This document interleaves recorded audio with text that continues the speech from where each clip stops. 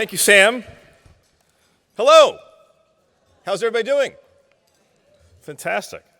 It's an incredible joy to be here today to help honor Jen Pahlka, both because she is like a sister to me and because I literally cannot think of anyone who better embodies what it means to be a civic entrepreneur.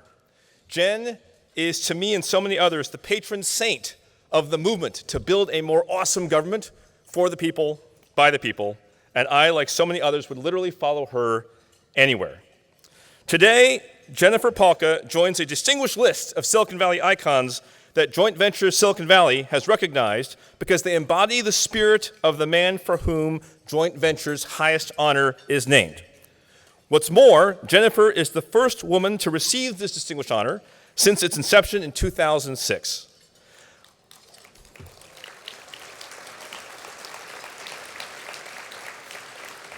Like David Packard, Jennifer brings the same sleeves-up, problem-solving approach to improving our community.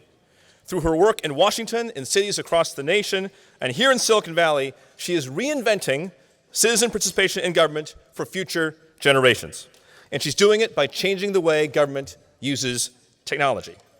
By applying her private sector tech experience, she finds digital solutions that make government beautiful, simple, and easy to use.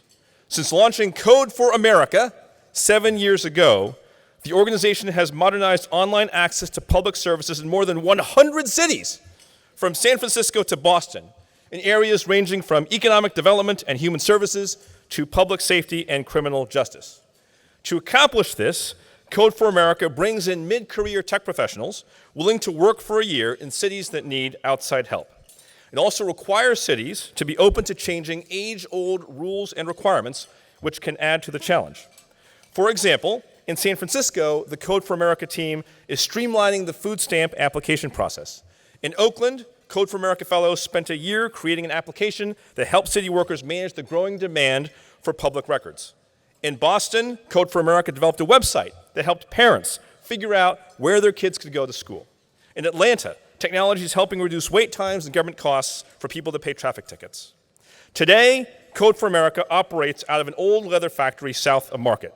For its first 6 months, Code for America's budget was just $30,000.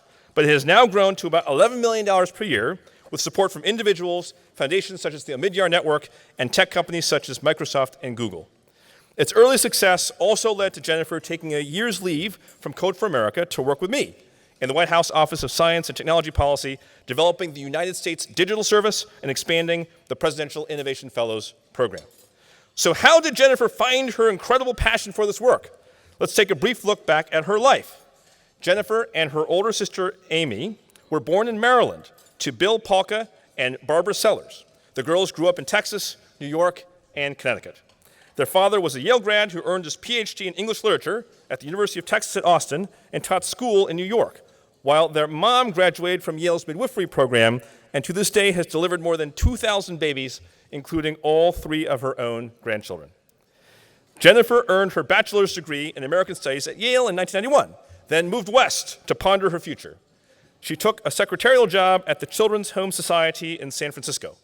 It was there she first began to realize the effects that inequality, poverty, and abuse have on young people. She followed that experience with more than a year of travel through India, Southeast Asia, and the US. Travel profoundly changed her, she says, because it helped her face her fears, build confidence, and learn the value of loving what you do. In 1995, and back in San Francisco, Jennifer landed a job with the media company Miller Freeman, where she spent 8 years and where she ran the Game Developers Conference, Game Developer Magazine, GammaSutra.com, and the Independent Games Festival. She also ran the Web 2.0 Expo and Gov 2.0 event for TechWeb in collaboration with O'Reilly Media. In 2009, while talking with a friend involved with Teach for America, she seized on the idea of a similar public service program for tech workers, and Code for America was born. Jennifer is known for her TED Talk, Coding a Better Government, and is the recipient of numerous awards, including MIT's Kevin Lynch Award, the Oxford Internet Institute's Internet and Society Award, and the National Democratic Institute's Democracy Award. She's also currently a nominee for the San Francisco Chronicle's Visionary of the Year Award. A year ago, Jennifer married Tim O'Reilly, and they live with her daughter Clementine in Oakland. With all this in mind, it's easy to understand why the leaders of Joint Venture chose Jennifer for this honor. She embodies the criteria of being entrepreneurial and working across boundaries. She embodies the best qualities of David Packard and the criteria of the award. She's entrepreneurial. She brings that entrepreneurial spirit into the public sector. She works across many different sectors and crosses those boundaries gracefully. She has tremendous problem-solving skills. She acts on a keen sense of responsibility. She doesn't wait for someone else to do something, but seizes the initiative herself. Most importantly, she's delivering results, and she's having an unbelievable impact. So now let me invite the officers of Joint Venture back to the stage to bestow this award upon its massively deserving recipient. Ladies and gentlemen, the 2016 David Packard Award for Civic Entrepreneurship goes to Jennifer Pahlka. All right. Woo!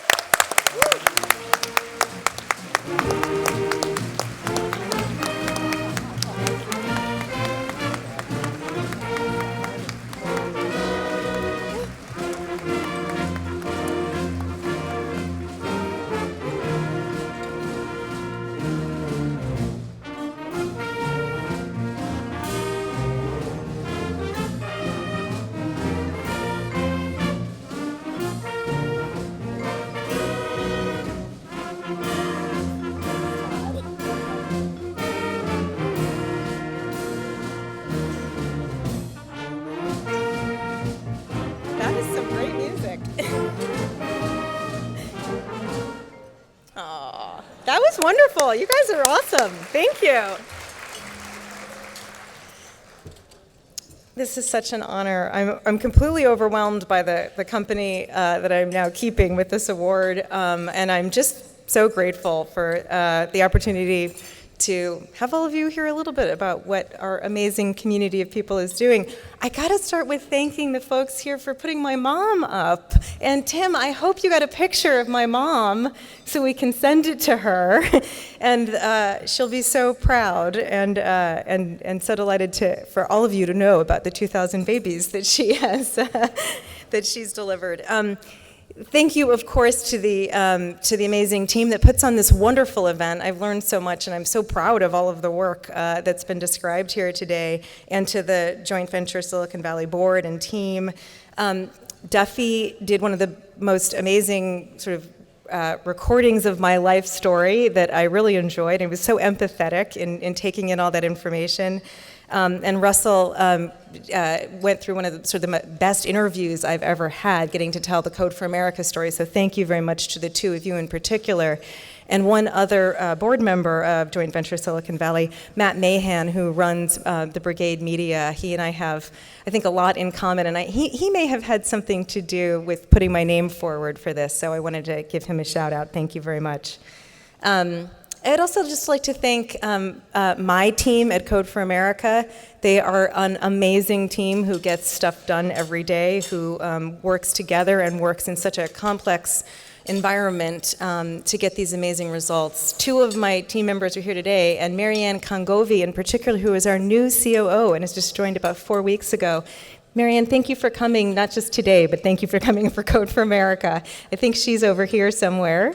And also Jessica Silverman on our development team, thank you for coming as well, but to all the team. Really, my role in all of this has been as an instigator and a storyteller and a troublemaker. I can't be up here without giving thanks to the people who've done the building and the stewarding of these projects that have sort of shown what's possible with government in the 21st century. I was trying to do the math, and I think I got it right, but there have been about 146 fellows who have taken a year out of their lives to come work in government, as Todd explained. They have taken enormous pay cuts and a lot of inconvenience in their lives to serve their countries, and I, first and foremost, just want to thank each and every one of them. There are also 45,000 people around the country who do Coding for America on evenings and weekends as part of community groups. There is a very active group called Code for San Jose. It's part of that 45,000. And thank you, Michelle, for being here. Michelle, where are you? There you are. Can you stand up? Thank you to Code for San Jose. There's also Code for San Mateo, Code for San Francisco, Code for Oakland. If you are interested in what we've been saying, please go to brigade.codeforamerica.org and find out how to get involved. You don't have to take a year out of your life, and you can, any sorts of skill sets are welcome. So thank you to all 45,000 brigade members. We have had, as Todd said, hundreds of partners in local government over the past 6 years, and they have just completely blown me away, each and every one of them, with their passion for public service and for serving the people of their community. There is one, I'm sure there's more than one of them here today. Well, actually, Jay Nath from San Francisco is here. And I also would give a shout out to Peter Coate, who was our partner with in 2012 in Santa Cruz, and he has the honor of being one of our city partners who then did a startup with one of our fellows. A startup is called Open Counter, and it makes easier for people to work with business permitting in your cities. Thank you, Peter. It's so great to have you here. In fact, there are 8 companies that have spun out of Code for America and are now doing this on a commercial basis, and they're all amazing. All of these folks, that what they've built has really proven that Silicon Valley cares about government and government cares about Silicon Valley. We're celebrating a lot of public-private partnerships here today. I also like the term public-public partnership, which to me means a partnership between the public sector and the people in their communities, the American people. That kind of partnership has really been the most meaningful for me in my life. Because with all that's different between what we would think of as or what Todd would call an approach from metaphysical Silicon Valley, but an iterative and agile approach, and the institution of government, there is really this thing that ties those two communities together in such an important way, and that's a very deep desire to make a government and a society that works for all of our people, that works for our community members, that works for the people who may be less fortunate in our society. And that's really what inspires me, is that partnership between the public and the public. Before they pull me off stage, I just need to specifically thank 2 more people who are very, very important in my life. And the first one is Todd Park. He's the most inspiring and persuasive person I've ever met. He didn't tell you that when he asked me to come to the White House, I had to initially say no. I have a family here, and it was a very difficult thing to do. But he sent a message through a colleague of his to me saying, "You will accept. We are like water on stone." And I did end up accepting, not just because of his persistence, but because of his amazing inspiration and the way that he calls people to this incredibly important part of our lives of public service. And I'm so glad that I had the opportunity to not just work with amazing public servants, but be a public servant. Later in my life, when I have more time, I intend to write a couple of books, and one of the books that I would like to write is the biography of Todd Park, because I believe that he is a modern-day saint, and I want the rest of the world to understand how important he has been in changing how our government works and making the world work better. The other person I would like to thank, of course, is my husband, Tim O'Reilly. He inspired Code for America. He inspires me every day.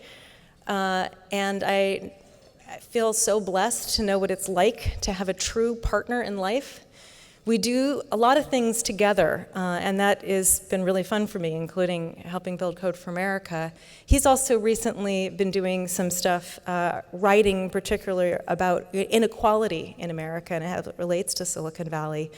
And those are the kinds of things that when he speaks, he's speaking for so many people who are trying to articulate what's right in the world and what's wrong in the world, and show us a path forward. And I become so proud of him at those times. But thank you, Tim, for being my life partner, for continuing to inspire me, and for giving me the chance to do all that we do. Thank you again to everybody for the attention on Code for America. I encourage you all to get involved in some way, and have a wonderful, wonderful rest of the day.